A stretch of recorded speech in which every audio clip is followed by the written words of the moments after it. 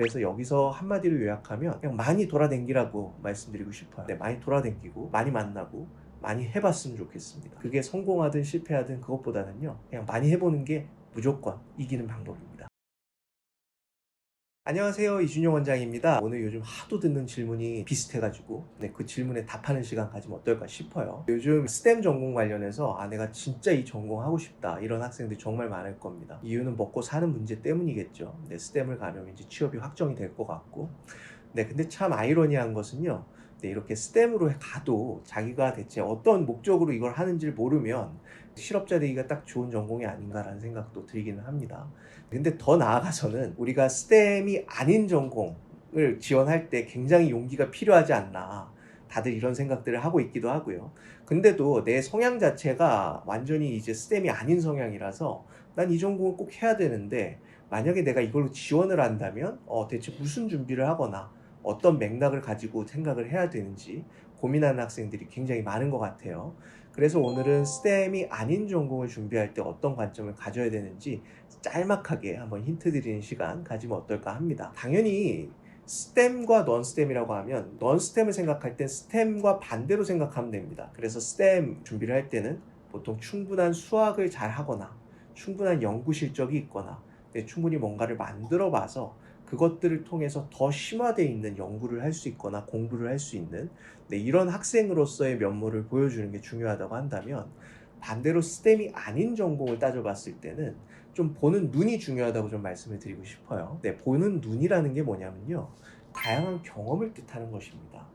사실 눈썰미가 좋은 학생, 안 좋은 학생으로 우리가 구별 짓는 경우도 있잖아요. 근데 그럴 때 눈썰미가 좋은 학생들의 통된 특징을 살펴보면 생각보다 다양한 경험들을 어릴 때 해봤다는 것이죠. 아르바이트를 해볼 수도 있고, 또는 사람들과 같이 뭔가 스포츠 활동을 할 수도 있고요.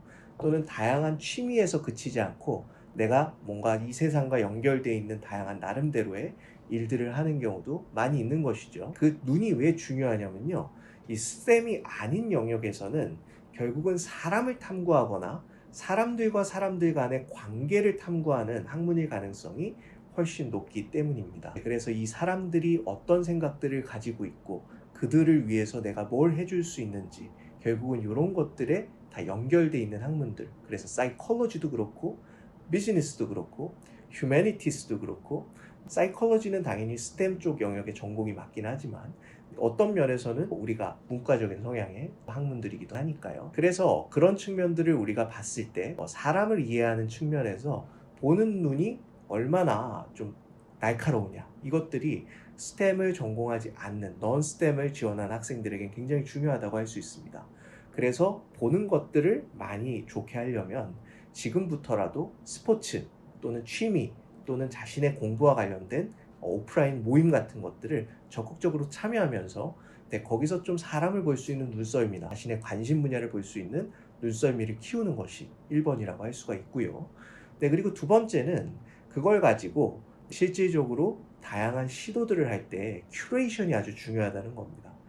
사람의 마음을 이렇게 볼 수 있고 또 이 사람들과의 눈썰미가 생기면 내가 원하고 내가 만들고자 하는 뭔가의 목적이 생기기 마련이거든요. 그럼 그 목적이 생겼을 때 그냥 냅두는 게 아니라, 웬만하면 그런 목적들은 나 혼자 살 수 있는 게 별로 없어요. 그래서 내 친구들, 내 동료들, 내 형들, 누나들 또는 오빠, 언니들, 이런 사람들을 다 모아서 이 프로젝트 하나를 좀 크게 만들어서 고등학교 때, 중학교 때라도 할 수 있는 그런 노력들이 굉장히 중요하다는 것입니다. 그뿐만 아니라 사람들을 모으는 것도 큐레이션이겠지만 자신이 어떤 목적을 달성하는 데 있어서 그거를 가장 잘했던 사례들을 모아서 그것들을 자신의 목적에 맞게 변형시키는 것도 전 큐레이션이라고 생각을 하거든요. 그래서 두 번째 맥락은 이 큐레이션을 잘할 수 있는 역량을 갖춰야 한다라는 거라고 볼 수가 있고요. 그리고 세 번째는 거기서 만난 사람들에게 받는 레퍼런스라고 볼 수가 있어요. 보는 눈썰미가 좋아야 되고 그 눈썰미를 가지고 큐레이션이 잘 되고 있는 상황이라고 하면 그걸 가지고 실행을 했던 이력들이 있다는 뜻이겠죠. 그럼 그걸 실행했던 이력이 있다고 가정을 했을 때 실제로 만났던 사람들에게서 과연 어떤 평을 내가 듣고 있느냐, 이것들이 그 다음으로 중요하다라고 볼 수가 있습니다.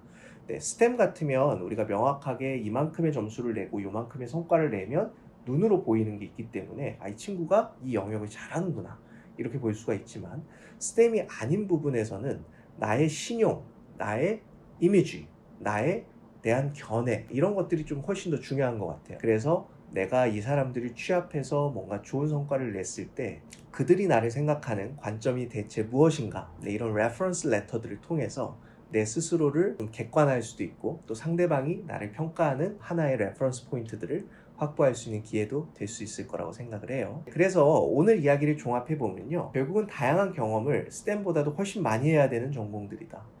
그래서 전공들에 맞춰서 뭐 비즈니스, 휴머니티스, 링귀스틱 뭐 이런 것들을 할 때 그 네트워킹이 훨씬 더 중요하고, 만나는 사람들과 또 뭔가 다양한 프로젝트를 해본다든지 또는 자신이 하고자 하는 목적이 있을 때 이미 있는 우수한 사례들 중에서 좋은 것들을 잘 선별해서 그걸 잘 큐레이팅된 산출물을 만들어낸다든지, 또는 이 산출물을 만들어내는 과정에서 상대방이 나를 보는 이런 관점들이 과연 얼마나 호의적이고 또 얼마나 믿음 가는 이런 이미지를 만들어내고 있는지가 본인의 non-STEM 전공을 준비하는 데 있어서 ECA 측면, SA 측면에서 아주 중요한 핵심 역량이라고 저는 판단을 합니다. 그래서 여기서 한마디로 요약하면 그냥 많이 돌아다니라고 말씀드리고 싶어요. 많이 돌아다니고 많이 만나고 많이 해봤으면 좋겠습니다. 그게 성공하든 실패하든 그것보다는요, 그냥 많이 해보는 게 무조건 이기는 방법입니다. 그래서 여러분들이 조금 더 적극적으로, 조금 더 전투적으로 다양한 경험들 해보기를 바라는 마음에서 오늘 영상 마칠까 합니다. 오늘도 경청해 주셔서 고맙습니다.